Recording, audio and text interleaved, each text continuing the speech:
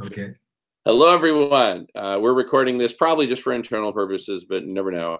And I'm just hanging here with Gaio. How you doing there, Gaio? Excellent, Jamen. How you doing? Doing awesome, man. Great to see you. All right. So, um, highest level. These are these various realms in which we're playing. Okay. We're coming up with a story. The story actually encompasses all the above, right? And you know, the story kind of begins with Radish, right? The hero walking through the desert, or hero and heroine walking through the desert. And, you know, bing, this giant light bulb goes off about, how we can basically develop this, is walking through a dying world, right? It's kind of like in the scene in Mad Max or something. And, so I'll just kind of draw whatever Mad Max looks like, with his big gun and all that.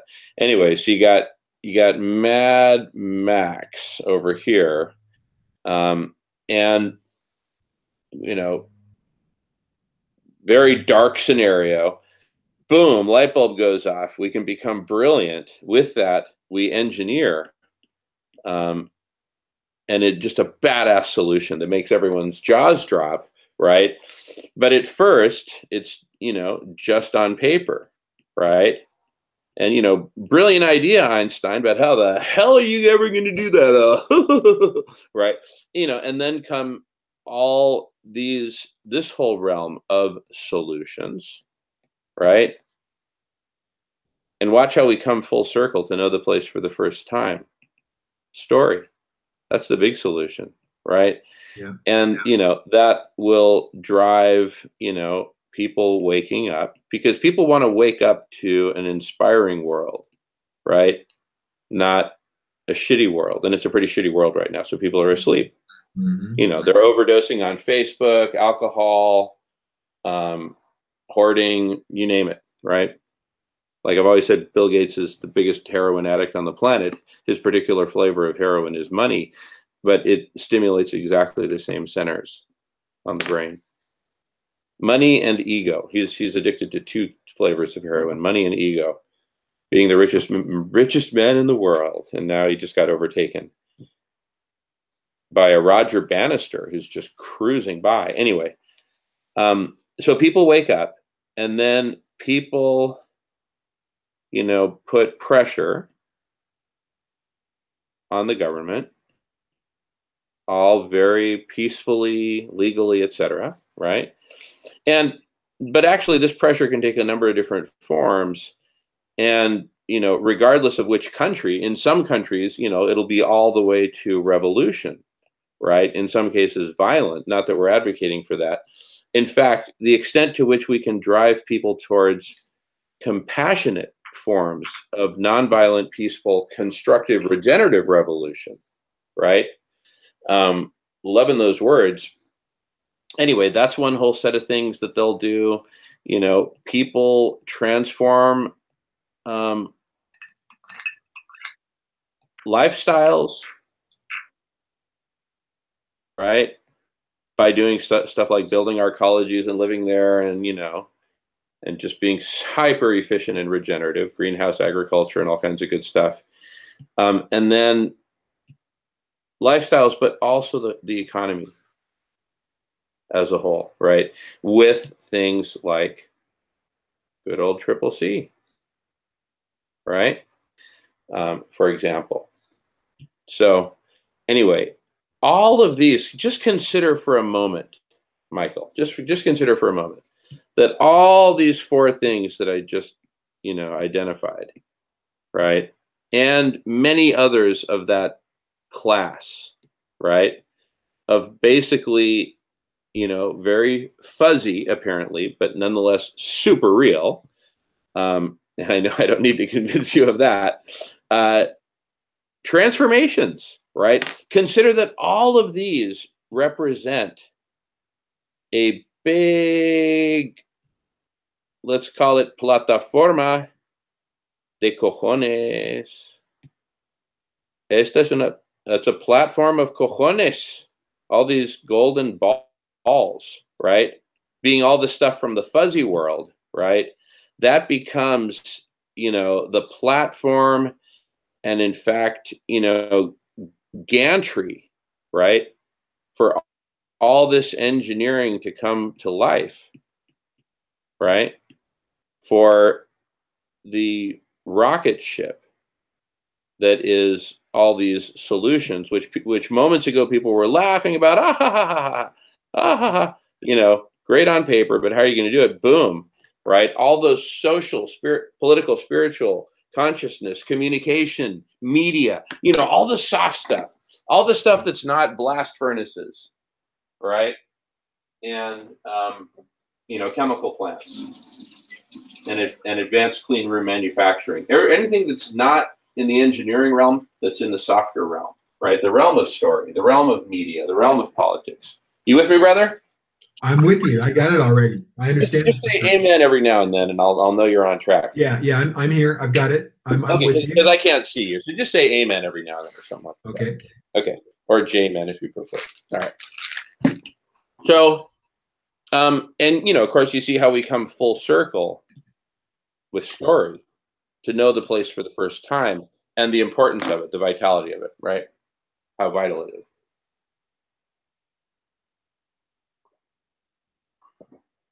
All right. So with that as the big, big picture, imagine for a moment that we start at the beginning. We start with story.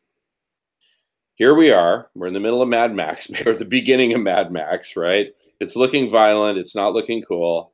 It's looking very patriarchal and just horrid, right?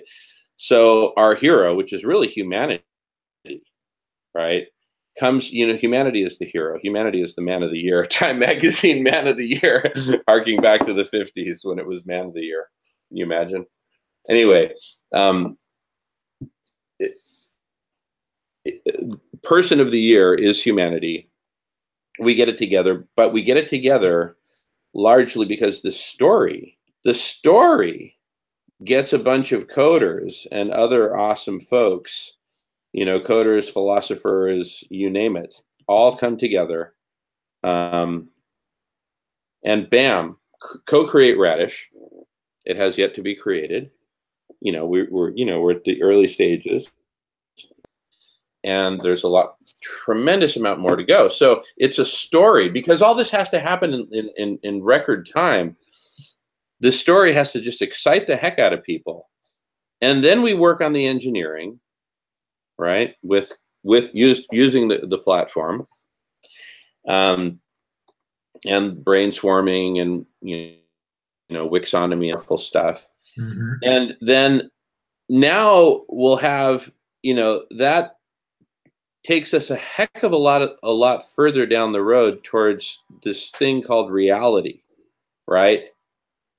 We make it real with the engineering and with the platform with the Radish platform that generated all this badass engineering. So now you have yes, you've got this big ass story over here, but now you get S and R, right? Story backed by a lot of reality, and then that creates inspiration of Mad Max basically going to college, and then and learning all this cool stuff, co-creating all this cool stuff, and then using that now much more highly advanced Radish weeks later, because see, everything's going to be growing in Radish timescales once we get over the hump, right? We're like the surfer who's just paddling like hell to get in front of the wave. And then once we're there, this Radish arrow vector becomes just insane, right? Mm-hmm.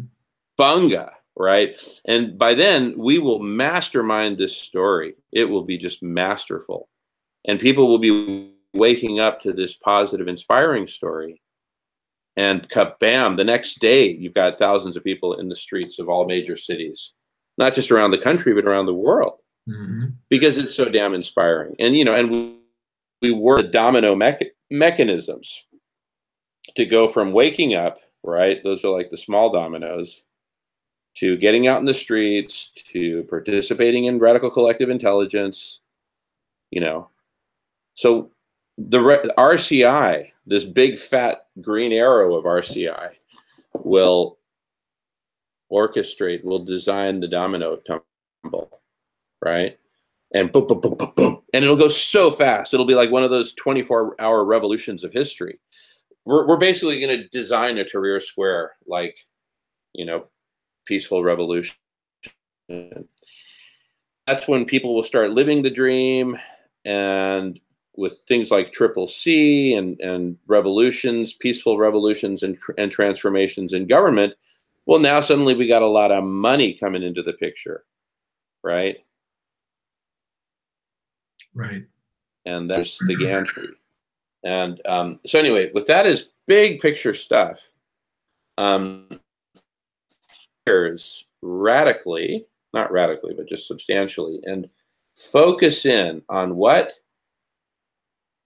On the Radish platform for a moment, okay? And oh, I'm sorry. Let me go back. I said can you hear me okay? I can hear you. I got the big picture and what? Oh yeah, and now I want to shift gears radically and talk about the platform of Radish. Okay. And kind of a key missing piece, right? Okay. And the key missing piece is basically allowing people to do, you know, the brainstorming thing, right? So if the goal is, you know, remove ice from power lines, right? You know, basically doing the thing that's so well known to all of us. Oh, these are the ways, these are the subways and all that. So we need people to actually be able to do that. So how do we get people, how do we empower them to actually do that? Well, we've got wikis that we can use, you know, whether we use them on GitHub or on WordPress or whatever. Let's not even go there right now. Let's not even worry about platform right now. We know we got wikis. What can we do with them? Well, imagine we've got a wiki page for whole world, and imagine we just give that a number 1, right? You'll see where I'm going immediately with this. And then somebody else comes along, say a user comes along, could be one of us, and says, all right, let's make planet, you know, a subtopic under whole world, using the term rather loosely. And therefore, let's give it a code 1.1.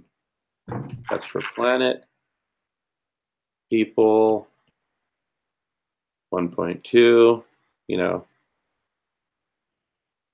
food, 1.2.1, shelter,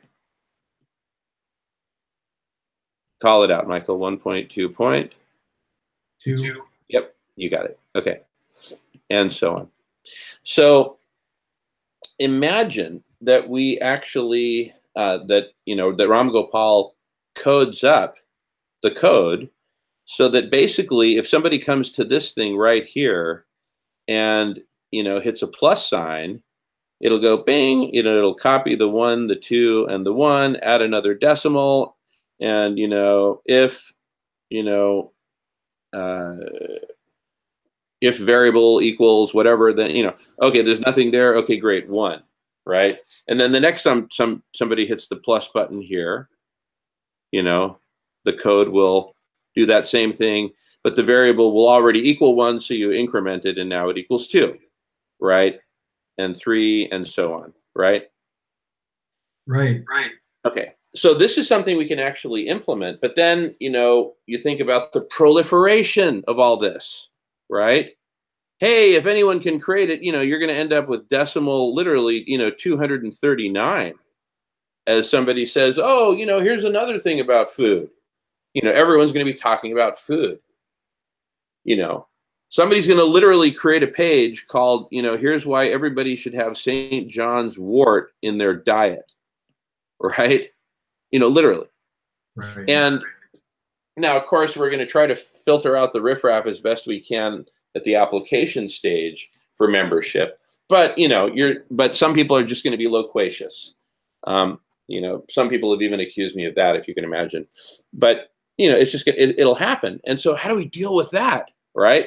This proliferation? Well, to paraphrase one of the bad guys in Scarface, well, there's an answer to that too.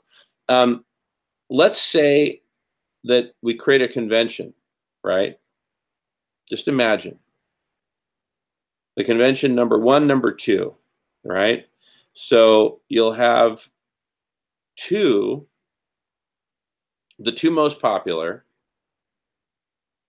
and we'll talk about, or not the most popular, but the 2 highest ranking relative to what, we'll talk about that, right? But by default, just imagine that it's, you know, the number of thumbs up that it gets, right? Just, you know, survey the entire population, and whichever one is kind of in first place, this isn't their serial number, mind you, it's just their ranking.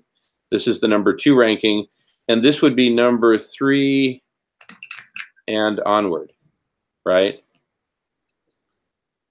Or number 3 and, you know, downward if you prefer, right? Okay, and so what you'd see, so it'd be a standardized, you know, result, right? That, you know, so from a UI perspective, you always see order and you see the top 3. And then it's like, okay, if you want to see more, then, you know, click on the stack kind of thing, right? Now, we can take this a big step further in terms of sophistication. And I know I'm over time now. I just want to acknowledge that. I don't want to, you know, lose my thunder or anything, because this is going in really exciting directions. We could add on, we could layer on top of that the notion of, you know, an equivalence class, okay? Because a lot of these things are going to be redundant, right? All the ones that, well, you should have vitamin B12 in your diet. Well, you should have St. John's wort. Well, you should, you know, I mean, let's put all those in an equivalence class, and, you know, it could just be like, you know, nutrition, right? Yes, volume of food is important, but so is quality, right? So anyway, this becomes the nutrition equivalence class. Probably the most, you know, number 1, you know, ranking one is literally just a general discourse on nutrition generally, a taxonomy of it or whatever, and it just nails it. And then you've got all these other specific ones. Then, you know, likewise, you know, number 2, you know, again, if this is, you know, food, right? Achieving, you know, wholeness as the goal, right? Or the need. Wholeness for, you know, for food means everyone's stomach is full and it's full of whole foods, good food. Okay. So number 1 might be nutrition. Number 2 might be, you know, distribution, making sure we get the food. So quality, quantity, you know, I'll just put quantity here. You know, but then that's a whole equivalence class, because there's a lot of, you know, subtopics that people will have put in that essentially relate to distribution and quantity and how to do it, you know, and then whatever the number 3 is, right? So, and, you know, and then number 3 and other. So this isn't one equivalence class. This is all other equivalence classes. So not only do you get number 1, number 2, but you get their equivalence classes. So it's just a higher level of order, right? Now, remember how I talked about a moment ago that we could filter this by, you know, thumbs up.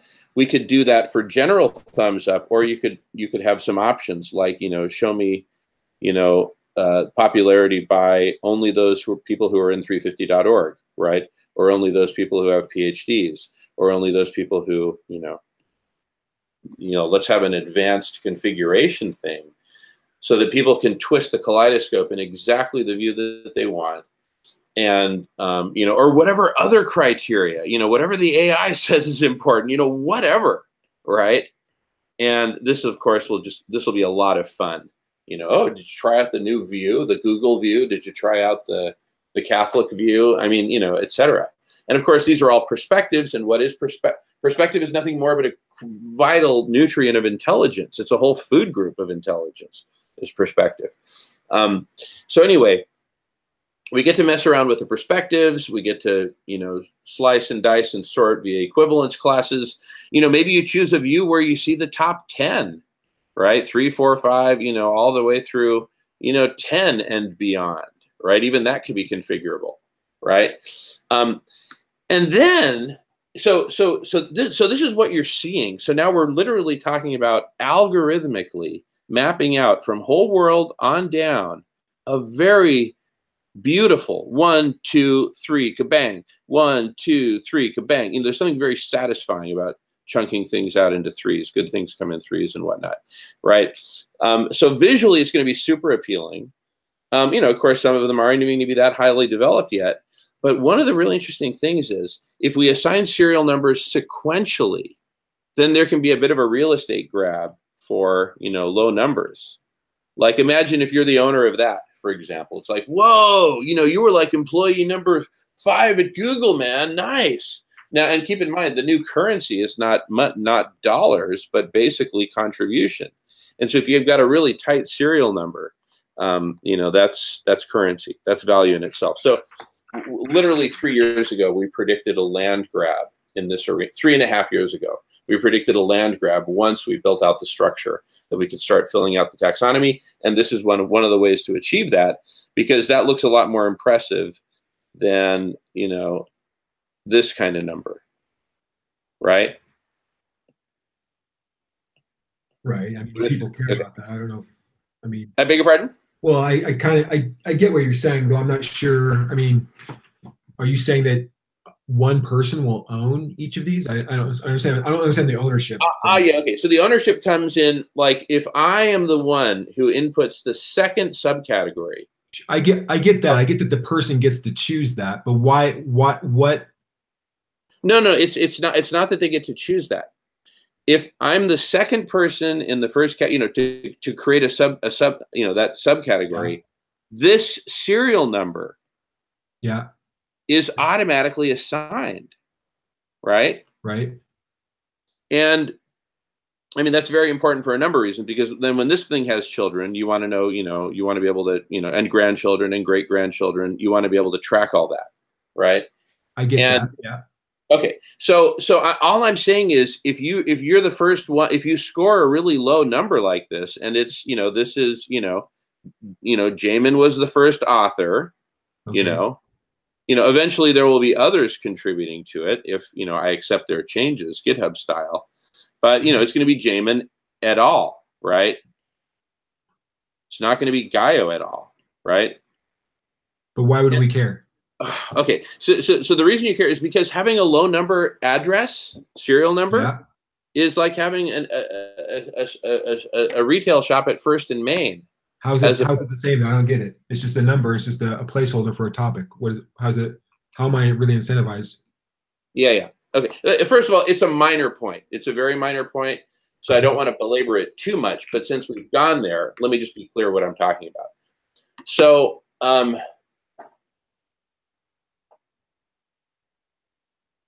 you're incentivized because if your topic that you put up there has a very low serial number like that, right? 1s and 2s and 3s kind of thing. And it's not a mile long, right? It means that you occupied and you created one of the first city blocks in Salt Lake City, right? Okay. That's all. It's just you're that much closer to you know, to ground zero, in Salt Lake City. It's nothing more complicated than that, right? Now you may build a really ugly mud hut at that really choice piece of real estate at First and Main, which is only choice because of legacy, but legacy trumps currency. It's who was there first. So it's basically like having, you know, a last name of Smith or Mitchell in Utah versus having a last name of, you know, Ali, right? You were one of the first. Anyway, again, I don't want to belabor it, but do you at least get the flavor of what I'm talking about? Even if a little flavor. I wasn't seeing the super significance of it. It was like, let's move on. Yeah, I mean. Okay, thanks. But at least you get the flavor. Like, you don't have to agree that it's a good idea. You can think it's totally stupid, but you at least get the flavor of what I'm talking about, right? Sure. Okay, good enough. Good enough. I'll take it. So, but people's real incentive is to actually participate, be a participant in the story, right? In the creation of this new thing called Radish. it's basically like having an opportunity of being part of Noah's family, an extended family, or not, you know, in or out. Will be kind of exciting to be in, be kind of horrifying to be out, right? So, you know, it creates, anyway, there's just an opportunity to be a pioneer is the bottom line. And the opportunity to do good and set a good example and be famous and have a great sex life and all that, because that's all associated with being a successful pioneer. All right.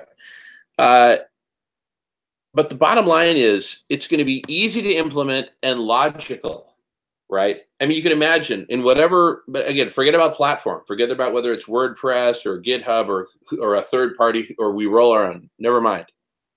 We're using a good solid wiki interface and backend, right? That's programmable, that we can insert a button at the bottom with a plus sign such that you click it and boof, serial number is automatically generated. The page is automatically generated. You've now created what McCaffrey in Brainstorming calls a post-it note. Poof, you've done it. And it's in the right place. And it's a beautiful visual. Now imagine that ideally programmatically, but quite frankly, and don't tell anyone I said this, Michael, I don't even care if it has to be done manually, right? We input it into the brain software. And I know you've seen this before. So it's not for you, so much for you, but especially since we're recording, I'm going to do a screen share here real quick.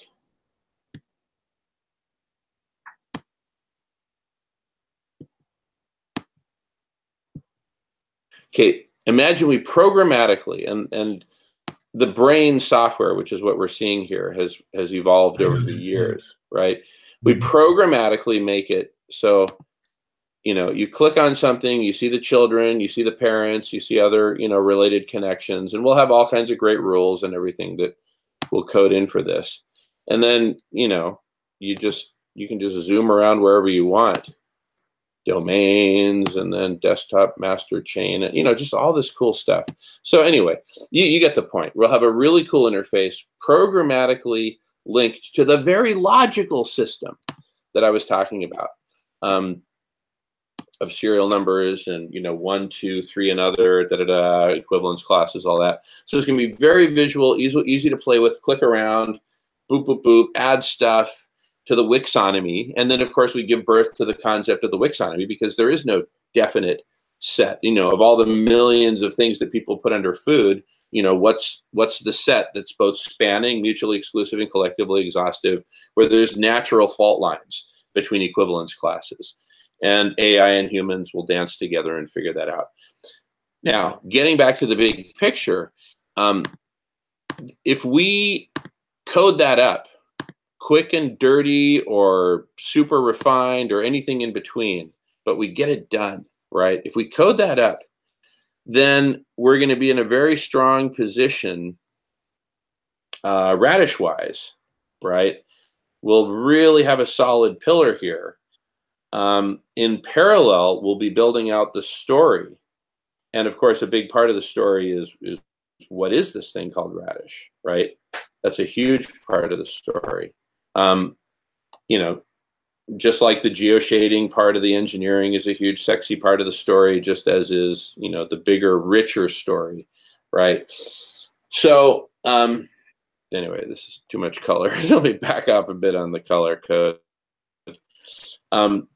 But we have a badass Radish, badass story that will bring in the engineers into Radish through GitHub, so we can start coding it up. So the main takeaway, and I thank you for your patience, because we've now gone 15 minutes longer than we'd promised. I'm about to go on mute. But main takeaway is we simultaneously jam the heck out of story and really building out Radish towards completion. But it gets it to the point that we can build out all the physical solutions, which we can actually now start. I mean, see, this unleashes people to start building solutions. Brains, right? Including Radish solutions, you know, including the solutions of the code that Radish needs to accomplish all this. But anyway, it's focusing on story and kind of the missing link of Radish, which is turning both brain swarming and Wixonomy alive. It's 7:15. I'm going on mute. And thanks again for your patience. Okay, I have at least a couple questions. One question is, okay, so I get the big picture view, or at least I get a interpretation of it, and I generally understand the Wixonomy. What do you call it? The Wixonomical Wixonomy. Wixonomy, wiki taxonomy. I get how the UI could work and all that way. I think we've discussed something like that in the past before. It was at least similar with the numbering and serialization and all that. But the wiki, there's two things. There's the UI, and that we could talk about how the UI works. But then that's just a UI on top of a wiki. So but the wiki's holding this content, and you're saying that wiki's the taxonomy of the wiki, because our implementation of the wiki with the custom coding I was talking about. Yeah. That becomes the first ever implementation of a Wixonomy ever in the world. Yeah, that's fine, but I'm saying it's a Wixonomy. I mean, the taxonomy of all problems and solutions. Exactly. Clarify. Well, the Wixonomy it spans multiple realms. The realms that it spans are you'll have a Wixonomy of the needs of a whole world, right? Yeah. You'll have a Wixonomy for each frozen power line, 3 ways, 7 subways, 4 sub-subways, right? Okay. That's a whole taxonomy. It'll have all those taxonomies, and there will be, one of those Wixonomies. And see, each of those is a Wixonomy. It's like a fractal kind of thing. Right. So a Wixonomy is just a way of people collaboratively creating these taxonomies of things like problem solution sets and all these, right? Exactly. Okay. Exactly. Cool. That's cool. Spanning resources, ways, solutions, needs, organizations, people, and myriad other things, right? And there will be so many different ways of creating taxonomies. This just totally frees people up. And let's say somebody comes along and says, where I'm from and in my world, this breaking it up into people and planet is the wrong way to do it. You need to divide it this way. And we're just like, whoa, right? Well, how what I just drew, it starts with whole world as number 1. That would be whole world number 2. It doesn't break into people and planet. It breaks into 5 weird things, right?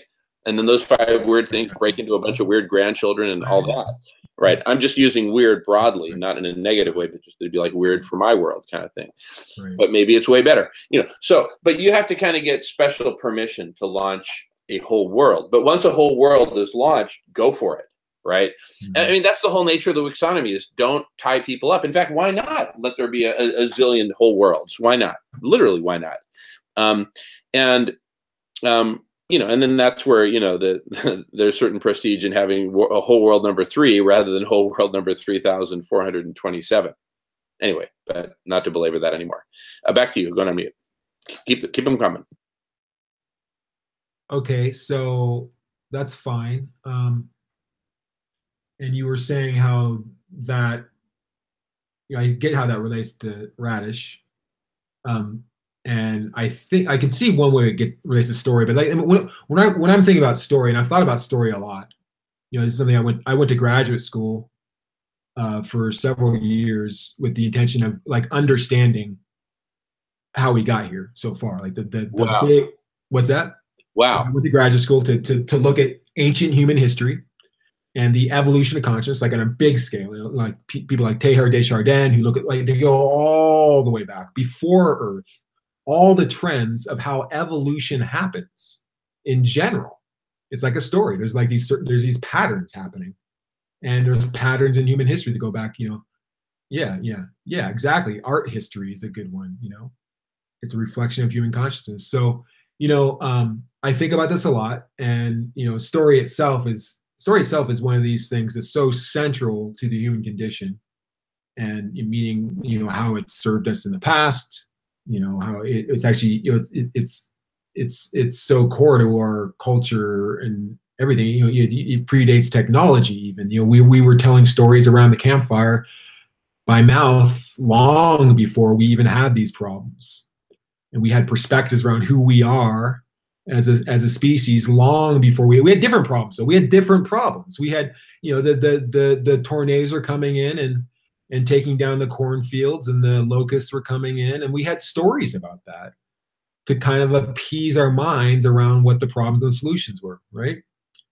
But Totally. so also though, in, you know, today's world, you know, what are our stories today? You know, we people spend a lot of time on Facebook, and honestly, there's very few stories on Facebook.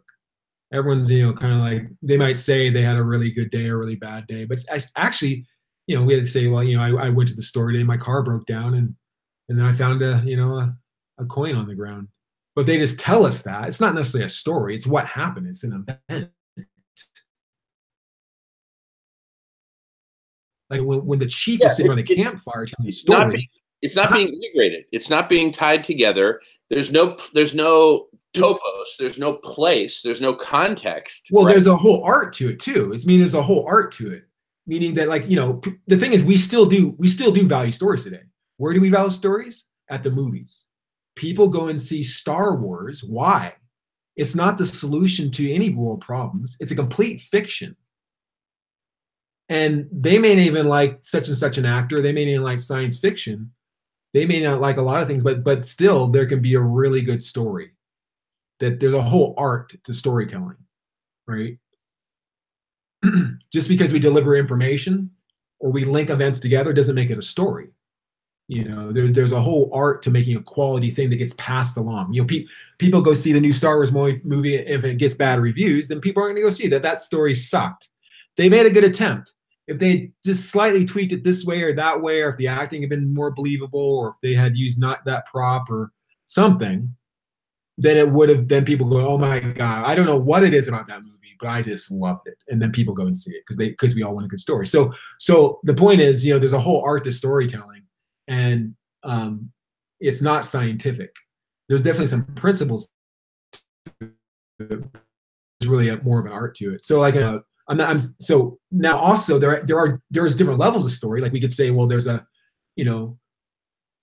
story for Radish. There's a story for each of us as individuals. Like we could tell stories, you know, more on that level. Or there's like, you know, I think there's the interpretation of when, you know, organizations, they might share their story by sharing their, you know, how, you know, what their mission statement is or what their vision is, and that's a little bit of a story. But really, it's different than just a story. Like, you know, the time, once upon a time, and it just captures people, and it fulfills something deep in our psyche. So when you're relating this Wixonomy to the story, I'm not exactly sure how you're tying that up. Sure. Yeah, there's multiple ways that they relate. One of the ways is that part of the story is the story of how a bunch of pioneers got together on GitHub, on the radish.org project, right, and started co-creating this new, you know, super benevolent Frankensteinian, Einsteinian, you know, insanely awesome, you know, creation, you know, which, you know, has undertones and currents and elements and legacy in the computer revolution, in the industrial revolution. But does that story come before? I'm sorry, you broke up there. You broke up. Can you repeat, please? Does that story come before or after the wiki is built? Yeah, I see them as works in parallel works that need to happen. And I think that by, you know, publishing and letting the world know about the big picture, the big rich picture with its multiple facets, right? Those four facets are kind of, you know, because each one is just enough inspiration to get the other one to start, right? And the dominoes start tumbling. You know, like when dominoes all start to kind of fall at once in a way, you know. So we can and, you know, trimming the trim tabs on the rudders are going to be absolutely crucial. And that's that's why we need, so many more, brilliant minds on the collective intelligence, surrounding the operating table with the bright lights on, so that we can tease out these fine trim tabs, and really tweak them to really get the thing going, and because the getting it going, it's kind of like, a big, heavy diesel engine that hasn't run in 12 years, right? And so things are kind of stuck, and everything, all these intermeshed gears, they all kind of need to move at once. Another metaphor is getting a freight train rolling, it's like the engine goes a little bit and then it creates a shockwave, but it's still nothing is moving yet. Right. It's just a shockwave is propagated. And so it's like, so we have to be sensitive to the multi-partness of this. Right. Because if you just go to market with, hey, we're going to refreeze the Arctic, we look like a combination of the guy who says the sky is falling and I've got a brilliant solution for everything. You just like get me to the other side of Telegraph Avenue as quickly as possible, because I don't even want to smell that guy. Right. So we become this mashup of two not very palatable things. On the other hand, if we go to market with a story, right, that's actually believable, that's actually inspiring, and that's, sufficiently Star Wars-like. Let me just put it in those caveman terms. Sufficient. It's got to be like Star Wars, man. That it's really rich, and it's got the characters, and it's got the plot, and it's got the impossibility and the impossible odds, but the heart and spirit to go after it anyway, right, to take the moonshot. And, so the story, the Wixonomy, which is a badass name, right? When I told that to my former boss at Microsoft, who became chief technology officer, prior to that, he was vice president of corporate strategy, super smart guy, one of Bill Gates's favorites. When I told him, the concept of Wixonomy, he said, wow. I like that. And he wrote it on the whiteboard. He said, I'm going to use that. All right. So anyway, we've got wixonomy.org.com and .net, by the way. So we got all the real estate we need. But it becomes part of the story, right? That becomes, the Millennium Falcon that gets to light speed. Wow, how did it do that? Wow. So it becomes one of the cool tools and toys of the Star Wars story. And there'll be a bunch of them. Radical collective intelligence itself is badass. The logo is badass. That's basically the Princess Leia, of the bunch. And and on and on. And heck, I dress up as Darth Vader and do my thing. So we got Darth covered, right?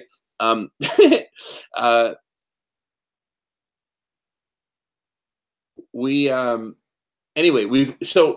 it's all part of this juicy story. So that's one way that they relate.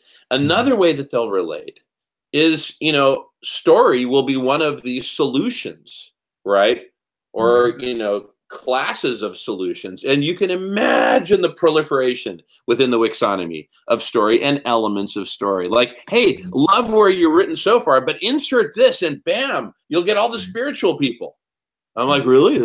Yeah, Jamen, prose is interesting, engineering is interesting, but bring in this and oh my goodness, and there are master storytellers from all faiths. And I mean, just look at the stories from Iran, from Persia, for example.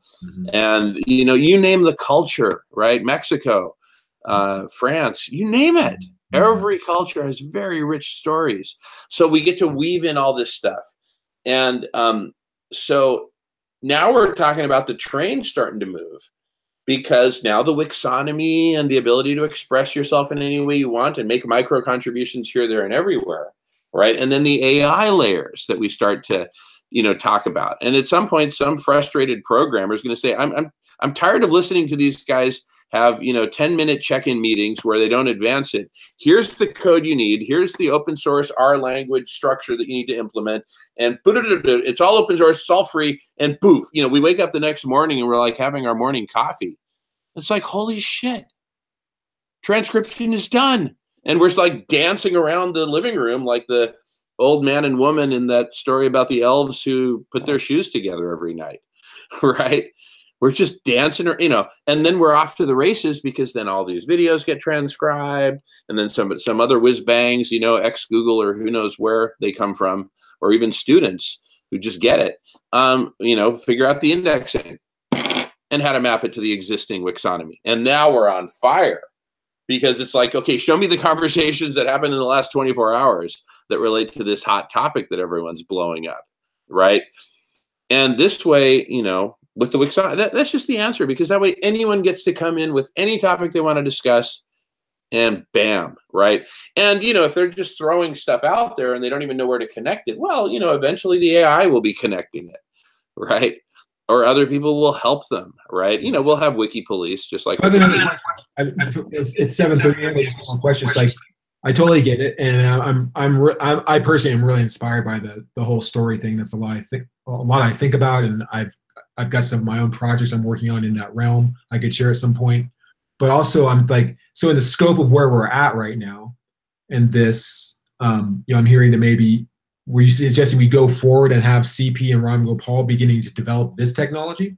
Absolutely. But what about then our plan of utilizing the current platform that's built for conversations and having conversations about this before we implement it, and attracting programmers who will add to the conversation or add to the theory before we just get our two guys who are already building. I love it. I love it. I'm totally sold. And now if we did that and we agreed, this conversation that we're having right now could be the first in that series. Sure. Because there's nothing better than reality. Anyway, but we'll talk about that later. I'm not putting you on the spot right now. Don't answer me now. I won't take an answer now. But this would be the idea. And what is cooler than a bunch of really smart, creative people getting together and hashing out this conversation, right? With whiteboards and everything else. Yeah. Right. So, let's bring in our peeps, and we could even do a public one where anyone can jump in. Mm-hmm. Right. Mm-hmm. And I just want to remind everyone that I can make use of the James Bond eject button if somebody gets unruly or disrespectful or just totally off topic, like somebody did one time. But anyway, I'm just saying it can be totally cool. Shall we stop recording and then just chat offline a little bit, and then we can figure out where we go from here? Yeah, that sounds good. Or is there anything else to say or ask or tell or a question or anything? I'm good. Okay. Let me just, do you mind if I take a couple more minutes and just check and see if there's anything else that's hot? Sure. I'm on a little bit of a timeline. Okay, let me make it 1 minute then. And then we'll stop recording. So we're still rolling now. I just wanted to make sure I mentioned, we've talked serial numbers.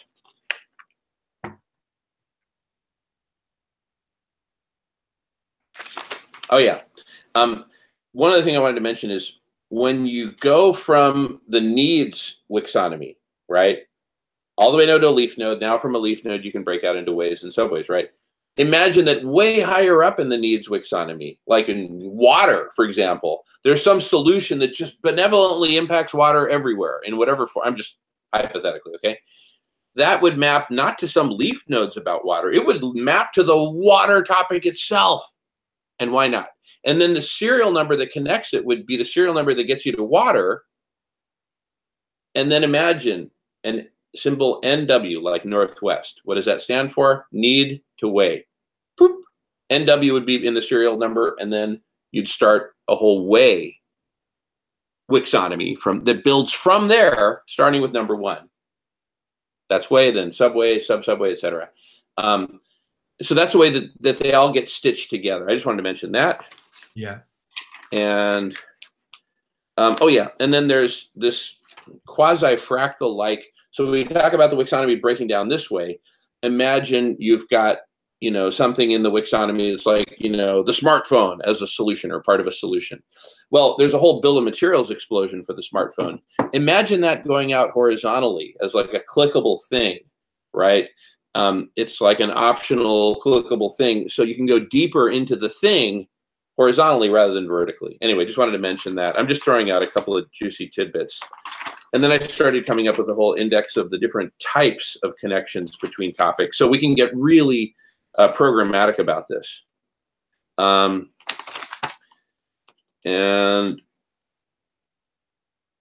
that's it. That's it. Okay, so I'm just, anything else? Or should I stop recording? Okay.